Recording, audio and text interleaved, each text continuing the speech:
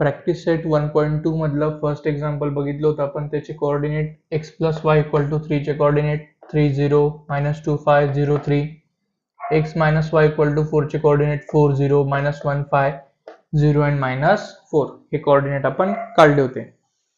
आता आपल्याला फर्स्ट इक्वेशनचे जे तिघ कोऑर्डिनेट ते ग्राफवर प्लॉट करायचे. Horizontal x axis, vertical y axis, scale on both axes 1 cm equal to 1 unit. हे पण इम्पॉर्टंट आहे. प्रत्येक एक ब्लॉक मध्ये आपण 1 सेंटीमीटरचा गॅप दिलेला आहे. पहिला कोऑर्डिनेट एक्स, फर्स्ट कोऑर्डिनेट असतो तो एक्सचा, सेकंड कोऑर्डिनेट असतो तो वाय ऍक्सिसचा. एक्सची व्हॅल्यू 3 आणि वाय कोऑर्डिनेटची व्हॅल्यू 0 म्हणजे कॅन्सल झाला. एक्स वरती +3 कुठे आला? या ठिकाणी.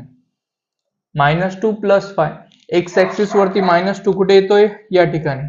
वाय ऍक्सिस वरती वाय ऍक्सिस वरती 5 कुठे येतोय? या ठिकाणी. -2 5 हे दोघे